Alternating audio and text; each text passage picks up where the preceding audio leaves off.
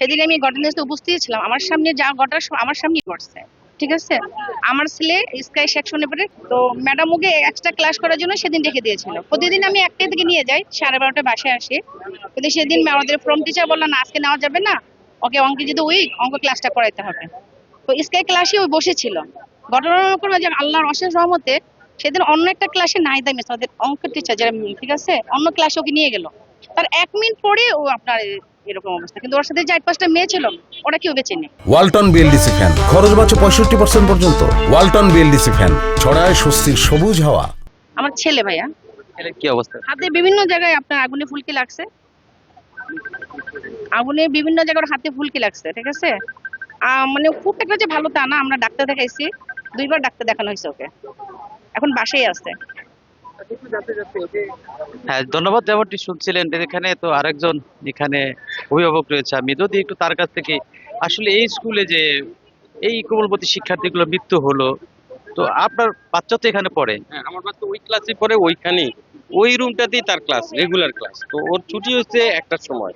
ছুটি হওয়ার পরে সে বাইর হয়ে চলে আসছিল, তারপরে তাকে আবার ফিরে নিয়ে গেছে যে এক্সট্রা ক্লাস করানোর জন্য ওই শামিমারা মিস, উনি নিয়ে গেছে। উনি আবার কি করছে, ওই নাহিদা মিস যে আছে ম্যাডাম, ওনার কাছে হ্যান্ড ওভার করছে যে ওর ম্যাথে একটু দুর্বল আছে, ওকে এক্সট্রা ভাবে ক্লাস নিতে হবে। এই জন্য তাকে নিয়ে আবার ওই সামনে দক্ষিণ দিকের একটা রুম পরে তাকে ওই রুমে রাখছে। রাখার যখন প্লেনটা ক্রাশ করে, তখন প্লেনের ফুলকি মানে আগুনের ছটা এসে তোর দুই হাতে অনেকখানি জায়গা, 2 হাতেই পড়ছে।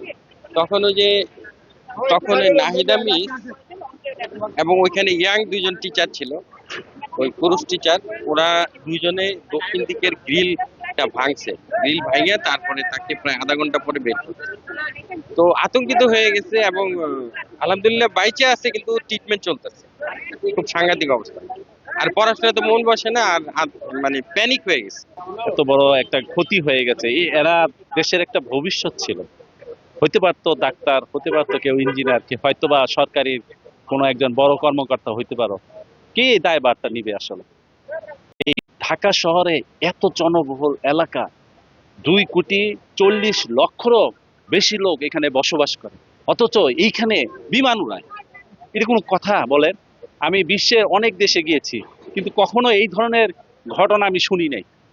আমাদের দেশে দেখেন এত পরিকল্পনার অভাব। আমি বুঝলাম না, এই একটা স্কুলের উপরে এই বিমান উড়ায়, এরা প্রশিক্ষণ না, একটা ট্রেনিং সেন্টার বানায় নিছে। খুবই দুঃখজনক।